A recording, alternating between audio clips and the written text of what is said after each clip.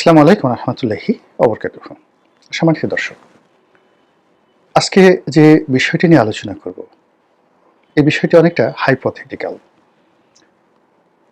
কল্পনা শক্তি বা যেটিকে বলা হয় যুক্তিবিদ্যা বা দর্শন অথবা যেটিকে তর্ক শাস্ত্র বলি আমরা, ঠিক সেই আলোকে আজকের এই বিষয়টি আলোচনা করার চেষ্টা করব পারিপার্শ্বিক অবস্থা বিবেচনা করে। শিরোনামটা খুব সহজে বলে নিই। শিরোনামটা হলো শেখ হাসিনা তার যে কর্মকাল, বিশেষ করে 2014 থেকে 2024 এই 10টি বছর তিনি যে সুস্থ ছিলেন, কর্মক্ষম ছিলেন এবং আততায়ীর হাতে খুন হননি, এটা জামায়াত ইসলামী, ইসলামী ছাত্র শিবিরের দয়া এবং করুণা। বোঝার চেষ্টা করুন, সজ্ঞানে বলছি, যুক্তি দিয়ে বুঝিয়ে বলবো। দ্বিতীয় যে বিষয়টি, সে বিষয়টি হলো তিনি যে গণভবন থেকে হেলিকপ্টারে করে প্রাণ নিয়ে দিল্লি পর্যন্ত যেতে পেরেছেন, এটাও জামাতের দয়া, করুণা অথবা দুর্বলতা কিংবা ভুল।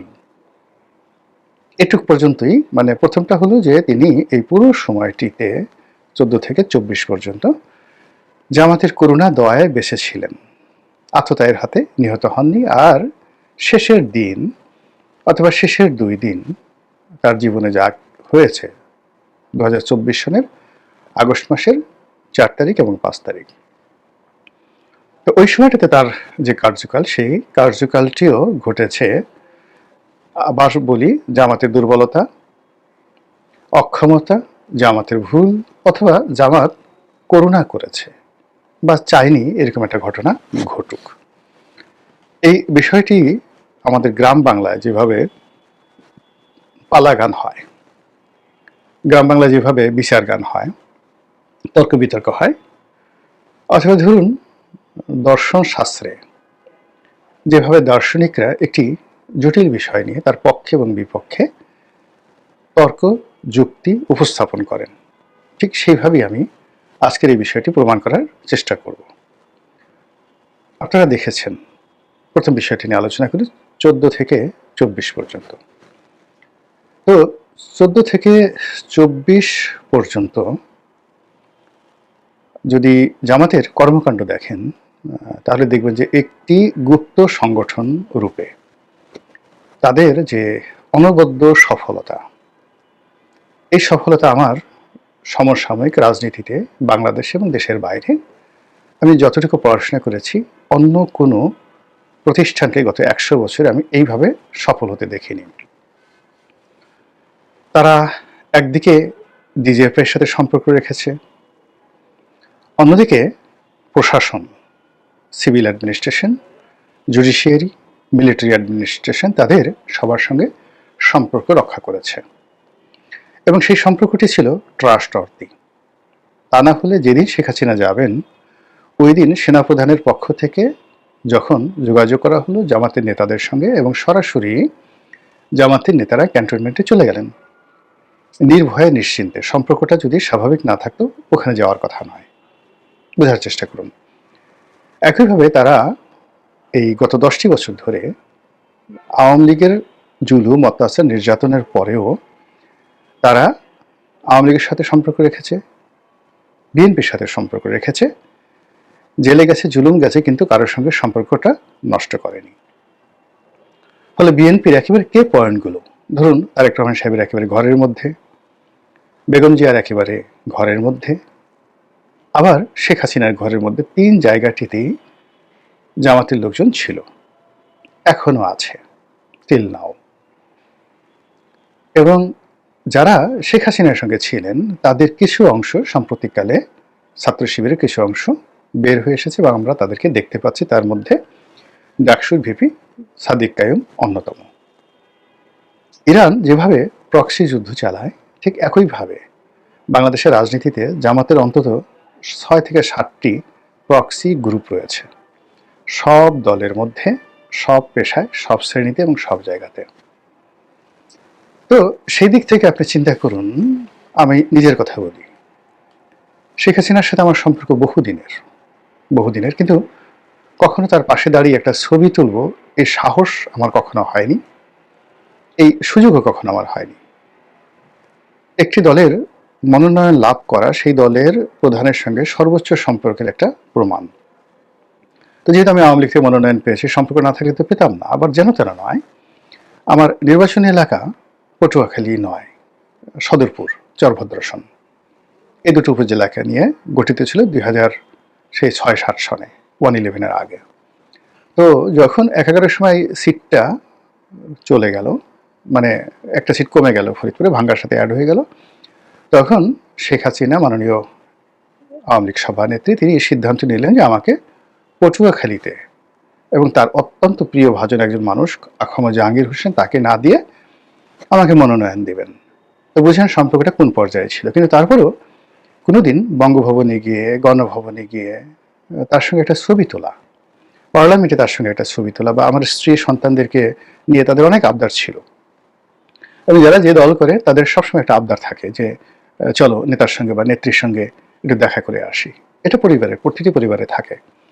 তা আমার আসলে কখনো সাহস হয়নি গণভবনে গিয়ে আমার স্ত্রী সন্তানদেরকে নিয়ে শেখ হাসিনার সঙ্গে দেখা করতে যাবো, এই সাহসই আমার হয়নি।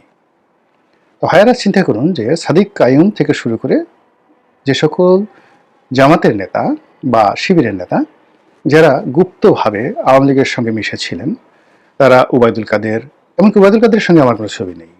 ওবায়দুল কাদের সাহেব আমার অফিসে এসেছেন বহুবার, কিন্তু কখনো তার সঙ্গে আমার ছবি হয় না।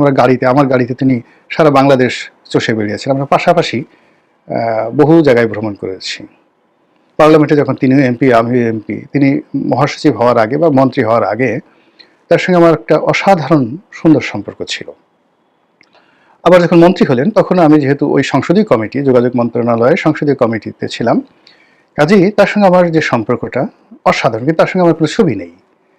কিন্তু জামাতের অনেক নেতার সঙ্গে, শিবিরের অনেক নেতার সঙ্গে ওবায়দুল কাদেরের ছবি এবং সম্পর্ক ছিল। এখন যে নেই সেটা আমি বলতে পারবো না।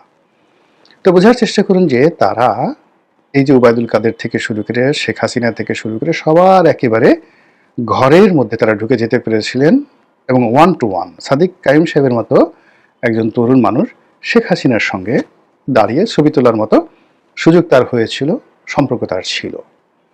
তো সেই অর্থে আমি প্রথম যে যুক্তি দিচ্ছি যে তারা ইচ্ছে করলে সেই আওয়ামী লীগ নেতাদেরকে, ইনক্লুডিং শেখ হাসিনাকে, আসলে বিষ খাইয়ে মারতে পারতেন। এটা কোনো ব্যাপারই ছিল না। এবং বিষ খাইয়ে মারা ছাড়াও অনেক টেকনিক রয়েছে। আপনার ধরেন হাতের উপরে কিছু বিষ আপনি রাখলেন, সেটা ফু দিলেন, মানে অন্যজনের নাকে মুখে লেগে গেল, সে আস্তে আস্তে আস্তে আস্তে অসুস্থ হতে থাকলো। এরকম অসংখ্য ঘটনা রয়েছে। এখন জামাত এই কাজগুলো, অর্থাৎ আওয়ামী লীগের নেতাদেরকে যদি তারা মারতে চাইতো 14 থেকে 24 পর্যন্ত, তাদের বহু টেকনোলজি ছিল, অনেক ওষুধ ছিল, অনেক দোয়া ছিল, অনেক কুফরি কালাম ছিল, তারপরে কালো জাদু ছিল, বান ছিল, টোনা ছিল, যেটা কাছাকাছি কারো চুল এনে, কারো নখ এনে, কারো কাপড়ের একটু অংশ এনে, এই আমরা যে বিভিন্ন কুফরি কালামকে বিশ্বাস করি, এটা ইসলাম কিন্তু অস্বীকার করে না। স্বয়ং আল্লাহ রাসূলকে বান মারা হয়েছিল। তো জামাত ইচ্ছা করলে শেখ হাসিনাকে বান মারতে পারত, শেখ হাসিনাকে বিষ খাওয়াতে পারত, শেখ হাসিনার ঘরের মধ্যে মানে আরো অনেক কিছু গোকরা সাপ ছেড়ে দিয়ে আসতে পারত। It does not matter. কিন্তু জামাত উদারভাবে এই কাজগুলো করেনি। এই জন্য আসলে আওয়ামী লীগ এবং শেখ হাসিনার উচিত জামাতের প্রতি কৃতজ্ঞ থাকা। This is one. Second thing হলো, যখন শেখ হাসিনা চলে গেলেন, এই চলে যাওয়ার যে সময়টি অবস্থাদৃষ্টে মনে হয় যে 3 তারিখ থেকে, 2024 সনের আগস্ট মাসের 3 তারিখ থেকে পুরো ঘটনাপুঞ্জি জামাতের নিয়ন্ত্রণে ছিল। কোন মহল্লায় কয়জন সংগ্রামী থাকবে, কোন জায়গাতে পুলিশ কি ব্যবহার করছে, মিলিটারি কি ব্যবহার করছে, কোথায় গোলাগুলি হচ্ছে, সব কিছু মানে তাদের নখদর্পণে ছিল। সেই অর্থে শেখ হাসিনার যে পালানোর সময় এবং গণভবনের দরজা খুলে যাওয়ার সময়, হাজার হাজার মানুষ ভিতরে ঢুকে যাওয়ার সময়, এর মধ্যে পার্থক্য মাত্র 30 মিনিট, অনলি 30 মিনিট। তো আজ আমরা যেভাবে প্রশাসনে সব জায়গাতে জামাতের জয় জয়কার দেখতে পাচ্ছি, সর্বত্র, থানা, পুলিশ, প্রশাসন থেকে শুরু করে কোথায় না, সব জায়গাতে শুধু জামাত আর জামাত। তো ওই সময়টাতেও নিঃসন্দেহে যেখানে সেনাবাহিনী প্রধান জানতেন না যে শেখ হাসিনা পালিয়ে যাচ্ছে, তারপর যেখানে স্বয়ং রাষ্ট্রপতি শাহাবুদ্দিন চুপ্পু তিনিও জানতেন না যে শেখ হাসিনা পালিয়ে যাচ্ছে, তিনি আশা করেছিলেন যে তার সাথে দেখা করতে আসবে বা জরুরি অবস্থা জারি হবে ইত্যাদি, তিনি বসেছিলেন। কিন্তু তিনি পালিয়ে যাচ্ছেন এটার যে গোয়েন্দা রিপোর্ট, এখন আমরা যেটা দেখতে পাচ্ছি যে সর্বত্রই একেবারে ভেরি ভেরি সেন্সিটিভ জায়গাগুলোতে জামাতের লোকজন বসানো এখন আছে এবং আগেও ছিল। ফলে আমি একটা জামাত থেকে বের হয়ে একটা জাস্ট সাবস্টিটিউট অথবা যাকে বলা হয় প্রক্সি যে রাজনৈতিক দল, সেই রাজনৈতিক দলের একজন নেতার সঙ্গে আমার দেখা হলো, কথা হলো।